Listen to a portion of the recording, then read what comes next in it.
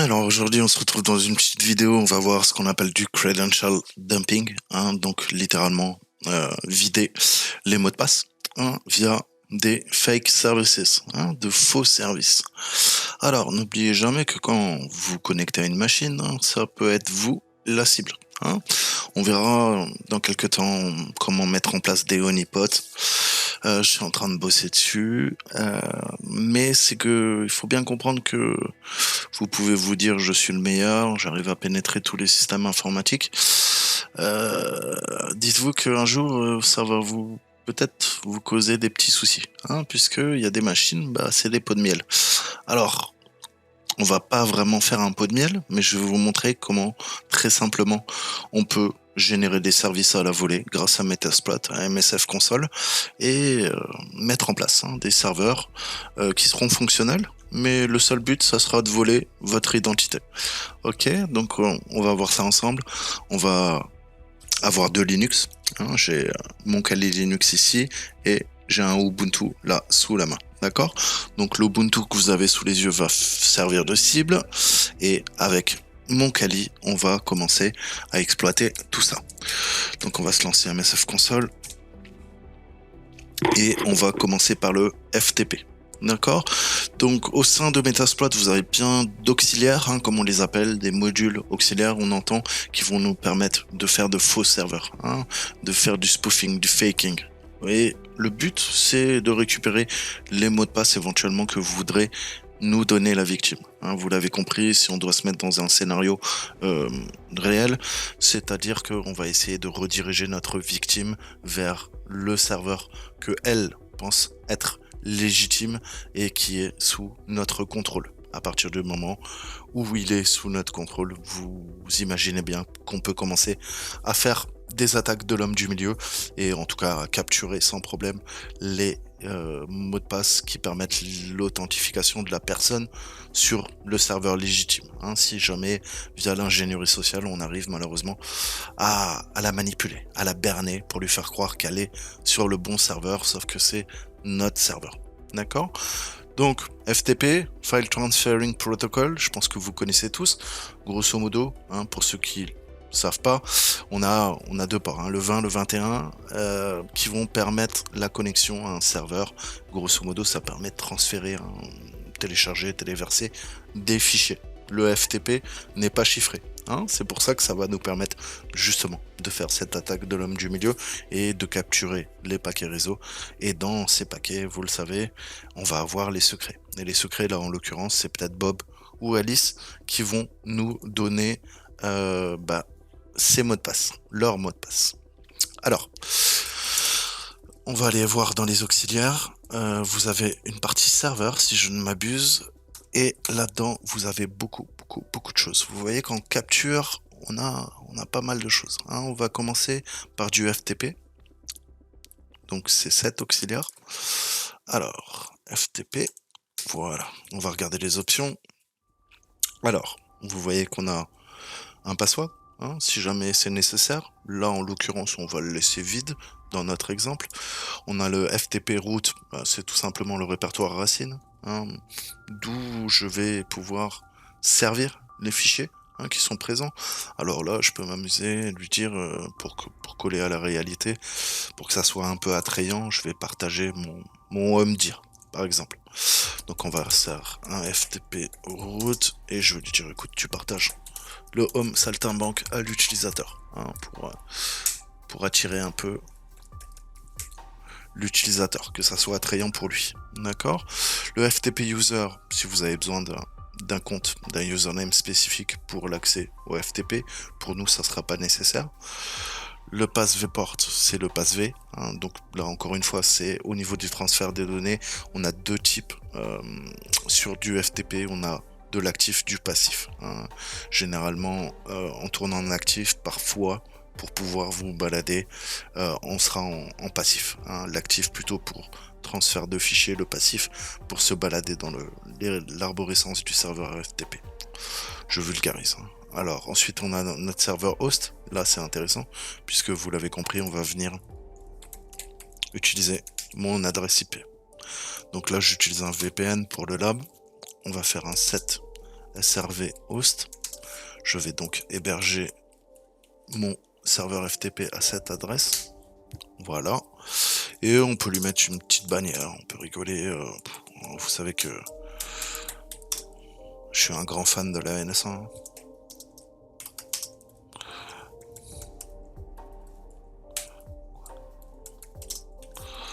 Voilà, c'est pas mal, ça me paraît pas mal. Ça, c'est convivial, hein. Ça donne envie d'y aller. Un petit exploit. Voilà. Donc là, on a le listener qui tourne sur le port 21. On va essayer de s'y connecter. Ok, donc j'ai ouvert le port 21.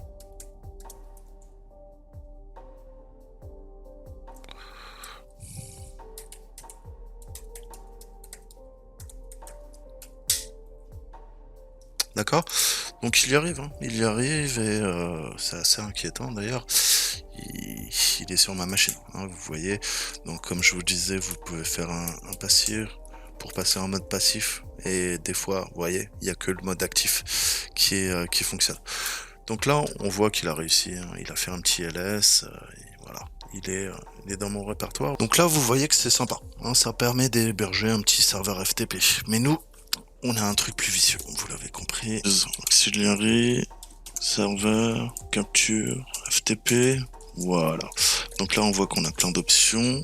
On a notre banner, on a notre serveur, le SSL, on va pas le mettre en place. Je vais lui dire quand même, écoute, serveur host, c'est mon adresse IP. Tiens, voilà. On va faire un set banner, on va modifier la bannière pour le fun. Qu'est-ce que je peux lui mettre? Je peux lui mettre...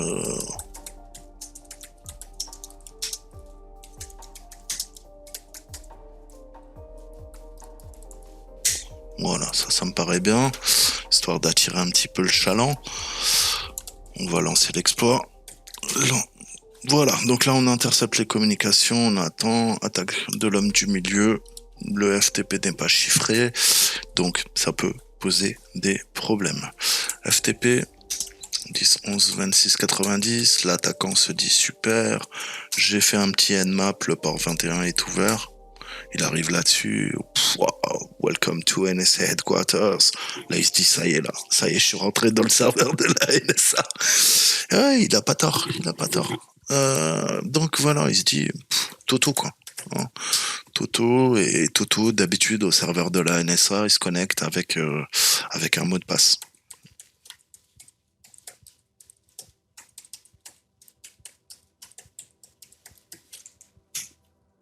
Merde.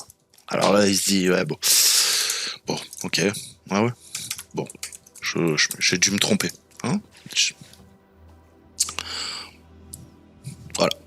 Et nous, on a intercepté les communications, d'accord. Donc on a l'adresse IP, on a le port local qui a été utilisé par notre victime, le user avec lequel il a tenté de se connecter et le mot de passe qu'il a tapé. D'accord. Donc vous voyez que, attention, hein, vous vous connectez, à quoi vous vous connectez, et est-ce que c'est le bon serveur, parce que si c'est pas le bon serveur, eh ben ça peut être un serveur pirate, hein, qui tente d'imiter et qui va venir te voler tes mots de passe. D'accord. Donc vous l'avez compris, on va continuer sur tous les protocoles non chiffrés, puisque pour un pirate, ça sera une aubaine. C'est le moins qu'on puisse dire. D'accord. Alors, qu'est-ce qu'on peut faire d'autre? Utiliser un autre protocole. On a quoi sur le port 23? Ça doit vous parler. On a un des plus vieux protocoles au monde. C'est le Telnet. Pareil, le Telnet, on a une bonne petite partie. Hein, comme je vous disais, vous voyez que vous avez beaucoup de choses. On va utiliser cette fois-ci le Telnet. Voilà, c'est exactement la même logique. C'est-à-dire que je vais faire un 7G, comme ça j'aurai pas besoin de changer à chaque fois. 7G host 10 11 26 90. Donc là, la différence entre le 7 et le 7G, hein, c'est que là je travaille sur une variable globale. Hein, c'est-à-dire que dans tous les auxiliaires, je n'aurai plus besoin de changer ces deux variables, puisque j'aurais défini une variable globale, d'accord? En théorie, si tout se passe bien. Voilà, et je vais faire un 7G banner aussi, ce sera fait.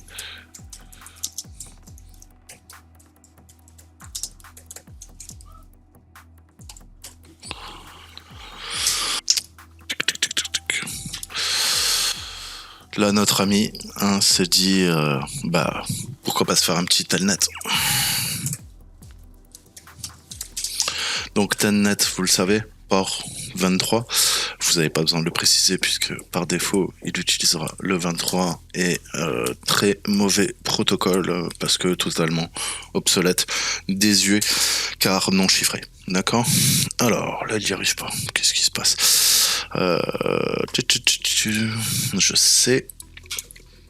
Sudo UFWELO 23 en entrée. Et là, ça devrait tout de suite mieux marcher. Ok. Coucou Toto. Donc, c'est Tata.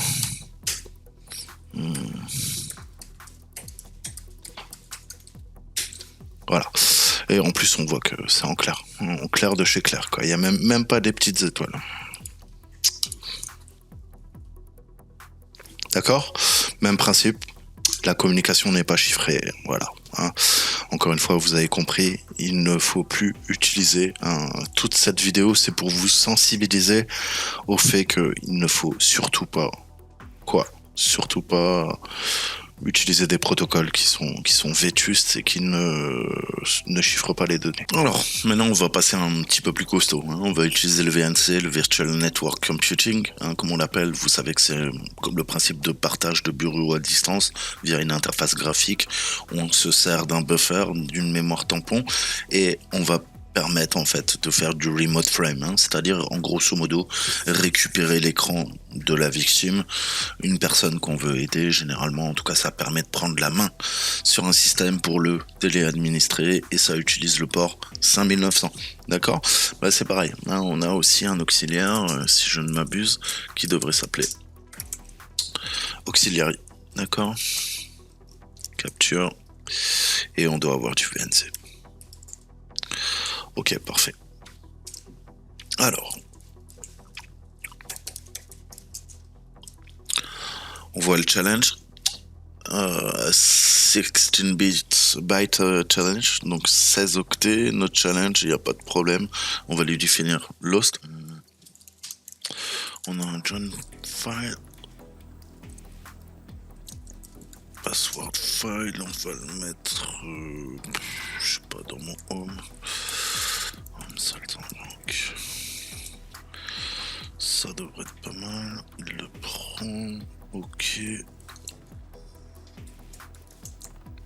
Donc on voit que le 5900 est ouvert. FWLO 5900.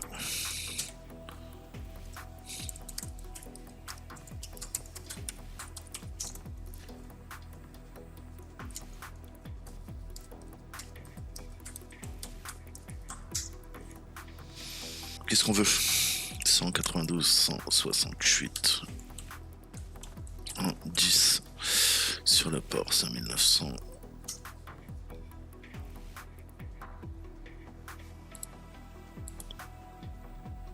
Ok. Donc je mémorise, je suis sur le bon serveur, blablabla. On va mettre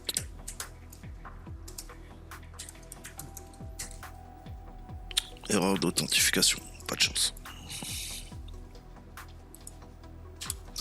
Ok, nous on récupère le challenge response. Alors là, vous allez me dire, ouais, mais attends, là ton challenge, Coco, visiblement ta réponse, c'est pas ce que j'ai tapé. Hein, ça a l'air bien plus long. Donc il y a une part de quoi, d'offuscation, de chiffrement. Bah ouais, c'est du challenge response. Hein. Je vous conseille d'aller voir un petit peu comment ça fonctionne. Il y a beaucoup de protocoles qui l'utilisent. Maintenant, vous avez vu que j'ai défini le John PW file, ok. Ça veut dire que vous l'avez compris, on va pouvoir se servir de John pour extraire les petits secrets de notre victime.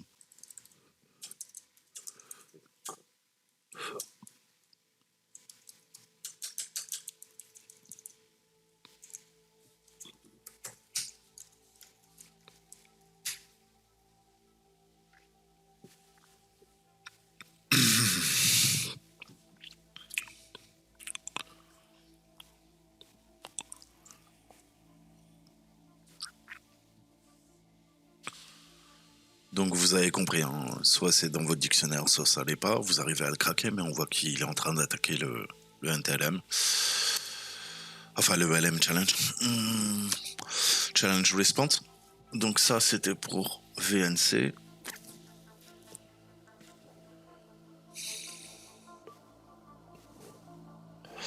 Ensuite, on peut utiliser le serveur message block. Ça permet de partager pas mal de trucs, des imprimantes, des fichiers, etc. Vous connaissez le port, c'est le 445. Et on a également un module au sein de notre ami Metasploit. Alors, on va faire un back. Alors, use exploit server.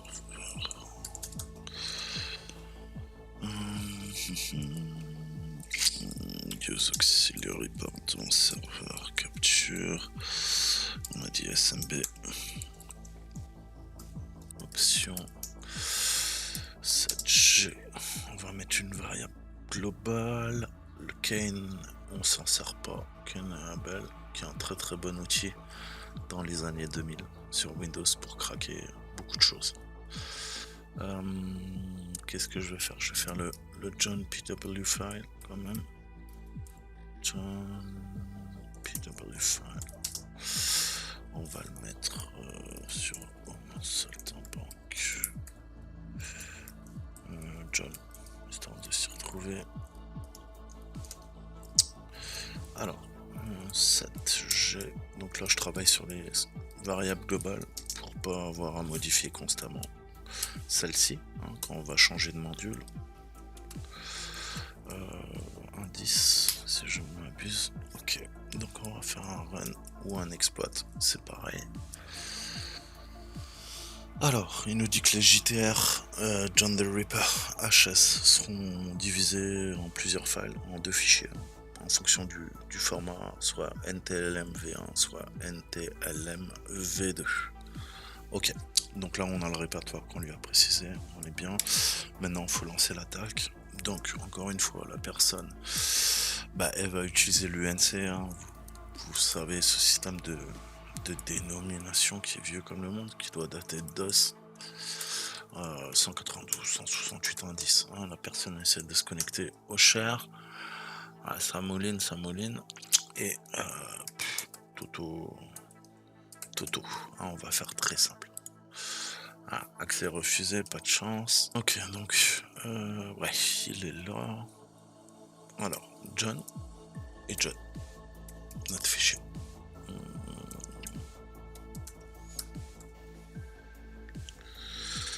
Voilà. Donc il a trouvé le mot de passe. C'était Toto, comme vous en doutez. Et là on voit qu'on intercepte donc le NTLM V2 ou du V1, pas de problème. D'accord. Maintenant on va passer au HTTP. On a un module qui va fournir des requêtes vers des ressources avec un code d'erreur HTTP 401. D'accord. Donc la plupart des navigateurs vont demander quand il y a un code 401 typiquement de rentrer un mot de passe, d'accord. C'est ce qu'on appelle du basic auth-creds, c'est-à-dire des authentifications basiques par mot de passe. Et naturellement, quand la personne va taper notre cible, on va récupérer le couple, encore une fois, user, password, d'accord. Donc voilà, c'est des attaques par ingénierie sociale, par phishing, etc. C'est le port HTTP sur c'est le protocole HTTP sur le port 80, donc ce n'est pas chiffré, donc ça va être du pain béni encore une fois pour une partie attaquante. Donc on va faire un back, on va revenir au menu central, on va retravailler sur l'auxiliary, on reste dans capture et on va aller dans HTTP basique si je ne m'abuse. Voilà, on voit qu'on en a plusieurs options. Voilà, donc vous voyez avec les variables globales, les 7G, variables globales, je n'ai plus besoin de m'emmerder à changer. J'ai fait un 7G SRV host, là c'est bon. Je suis opérationnel, on peut rediriger vers un site via le redirect URL, comme vous le voyez ici. Bon, allez, on va le faire. set redirect URL vers n'importe quoi, ce que vous voulez. On va jouer un peu.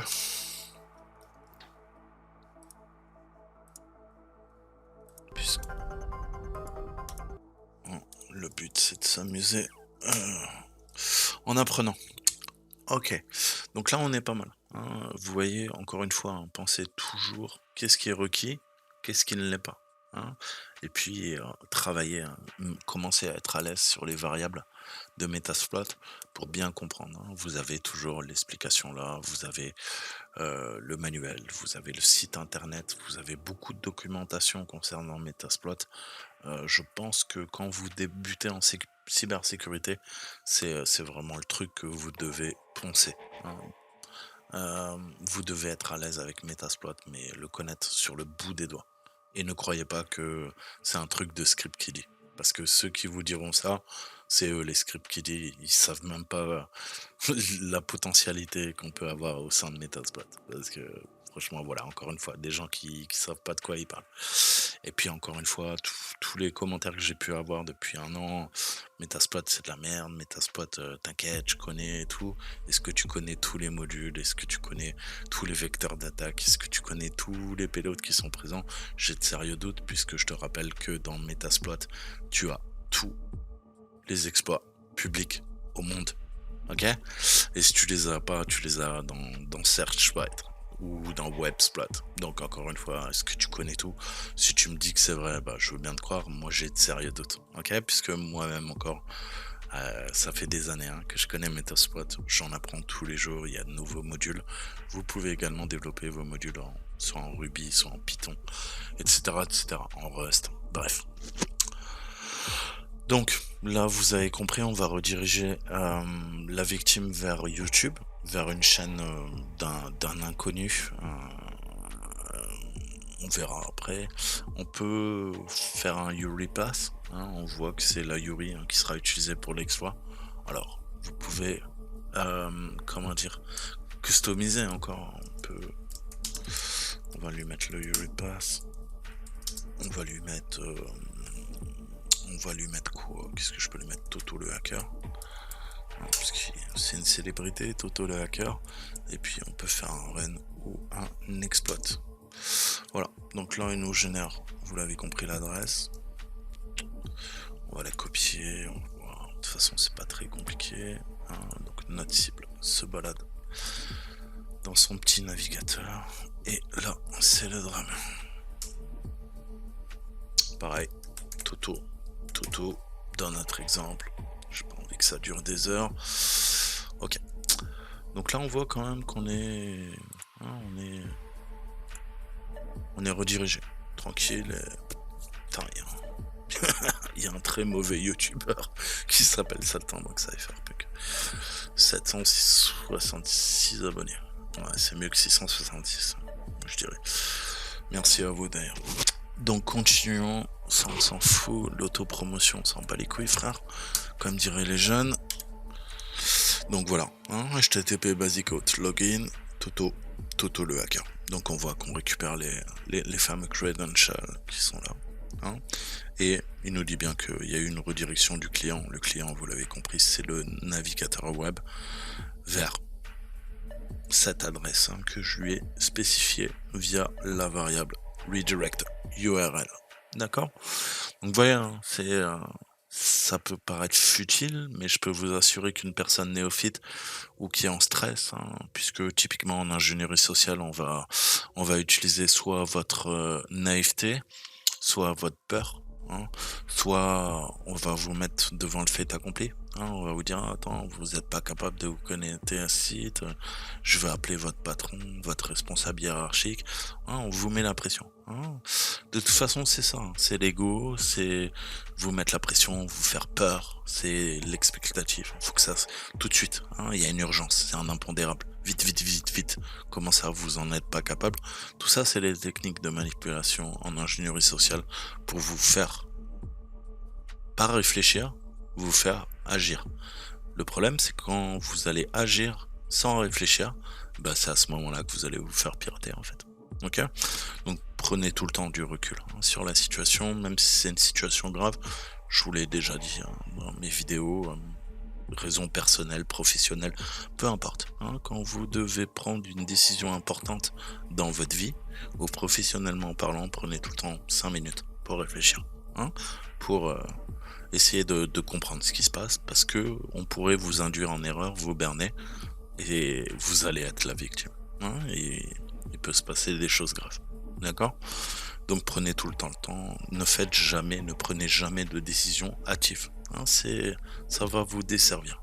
Et puis la peur, le stress, la rage, on va jouer sur vos émotions de toute façon, et puis plus vous serez enclin à monter dans les tours, à faire la petite guerre de coq, ou à avoir peur si vous êtes stressé au travail, si vous avez peur de votre boulot, peur de votre hiérarchie, on pourra d'autant plus vous manipuler. Donc prenez tout le temps du recul sur la situation, et c'est vrai partout. Donc voilà, ça c'est les techniques de base, mais vous voyez que ça fonctionne. Maintenant on va voir un peu de Pop 3. Pop 3, vous savez qu'on a différents protocoles de messagerie. On a du POP, on a de l'IMAP, on a quoi? On a du SMTP, bref. On a plusieurs types de protocoles. Le Pop 3, je vous avais déjà fait des cours, de toute façon, sur le principe de l'architecture client-serveur en messagerie. Je vous avais expliqué comment ça fonctionne. Je vous redirige vers mes vidéos. Faites une petite recherche sur la loupe. Si vous êtes curieux, tapez mail, tapez email, tapez cours. Allez voir mes cours. Il y a 2 playlists majeures qui devraient vous intéresser. C'est Internet pour les nuls et le réseau pour les nuls. D'accord? Et quand je dis les nuls, c'est les gens comme moi qui apprennent. Parce que toute ta vie, tu vas apprendre. Ok? Le prenez pas mal. C'est juste parce qu'il y avait un bouquin dans les années 90 qui s'appelait Windows pour les nuls. C'est comme ça que j'ai appris d'ailleurs. Donc, revenons à nos moutons. Pop 3, c'est un protocole qui tourne sur le port 110. Vous avez bien compris qu'on va ouvrir le port 110 et on va se lancer ce nouveau module d'exploitation. Donc là, je sors de là. On va faire un CTRL-C, CTRL-Z, ce que vous voulez. Un nouveau bac. Je vais ouvrir le port. Sudo ufw hello 110 110. Ok. Et on retourne sur les auxiliaries. Donc vous voyez que les auxiliaires, il y a beaucoup de choses. Beaucoup de choses.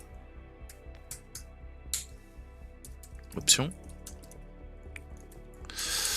Donc on a bien le port 110 par défaut, on a mon adresse IP puisque j'ai défini une variable globale, et le SSL, puisque en théorie, oui, bien sûr, pour coller au plus proche de la réalité, on utiliserait un certificat SSL frauduleux ou qui a été volé pour signer, et s'assurer que dans le navigateur, dans l'application, le client léger qui va se connecter à notre infra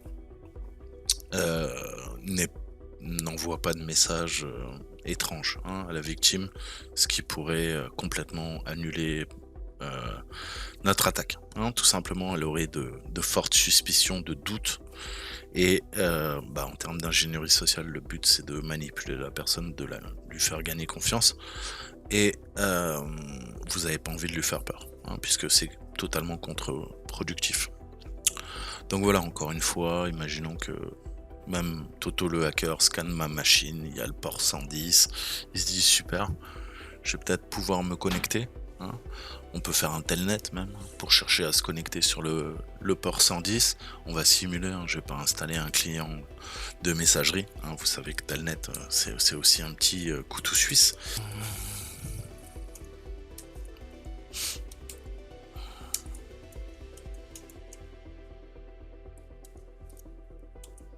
Je vais lui spécifier les 2 variables, user et pass. On va voir. Allez, on va voir. Je vais lui dire user. Tout est en majuscule. D'accord. Sympa chez toi. Faire ça proprement. Passe. Tout. Voilà. Là, il s'est bien logué. D'accord. Donc il fallait lui préciser user et pass. Alors, on a dit qu'on a aussi du SMTP. SMTP port 25, Simple Mail Transfer Protocol. Donc, grosso modo, ça permet de communiquer via les messageries électroniques. Ce qu'on appelle plus couramment des courriels, des emails. Et là, on va lancer un fake SMTP. D'accord. Alors, back.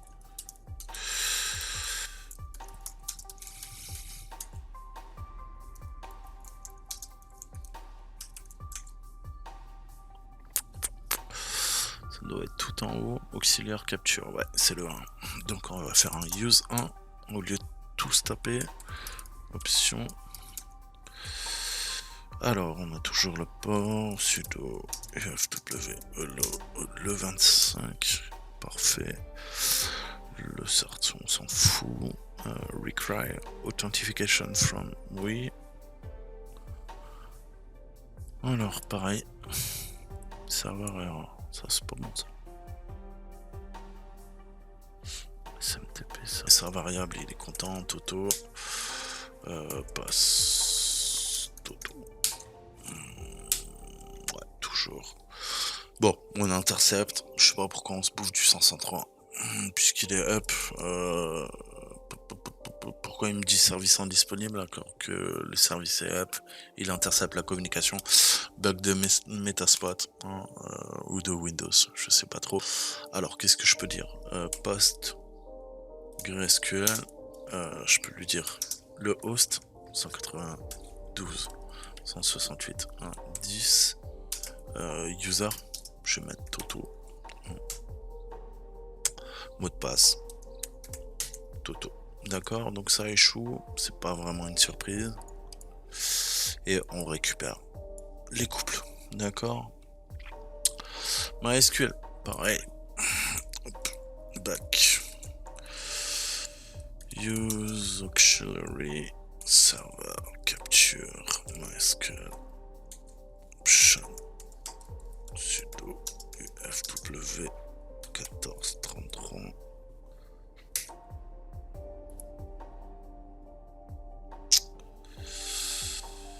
On va retenter, je sais pas ce qu'il me fait.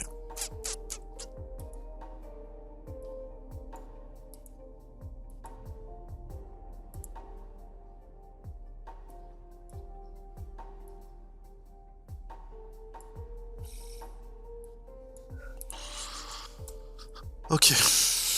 Et voilà. Erreur encore une fois, mais on intercepte. Toto. D'accord. On a notre MySQL login, ça passe. Ensuite, on peut catcher du NTLM. NTLM, il y a plusieurs moyens. On peut le passer par du HTTP vu que c'est pas chiffré. Ce qui veut dire qu'on va shooter ça. Kill 6. Excusez-moi, je commence à me déconcentrer. Ouais. NTLM, pas de problème. Option 182 John, can false, ok. Sudo ufw alors 80. Parfait, run. Ok.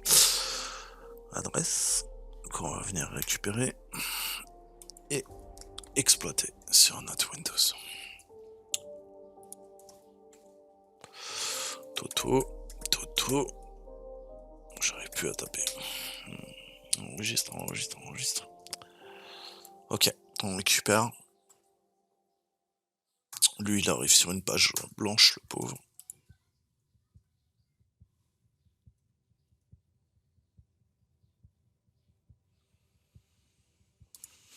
Donc pareil, qu'est-ce qu'on peut faire? LS, on a à nouveau John. On va aller là-dedans. On va à nouveau faire John. Et oui, John. Ok, donc même résultat que tout à l'heure, c'est le même mot de passe, vous vous en doutez. Voilà, il le trouve en 2-2, à force de le roder, Toto, vous le voyez en orange. SQL, qui est du Microsoft SQL, et il faut pas confondre, on a aussi du MySQL. Et le MySQL, c'est le fameux 3306. Celui-là est gratuit. Donc ne confondez pas MS MS SQL et MySQL. Surtout quand on débute, on a tendance à faire l'erreur. Ça n'a rien à voir. Ok, il y a une solution en closed source de Microsoft, c'est MSQL 1437, et on a sur notre port 3306 MySQL, solution en open source. Même principe, on héberge un serveur totalement factice et on va attendre que notre victime se connecte. Alors, option, là je crois que c'est par défaut 3306, c'est bien ça, sudo ufwlo 3306.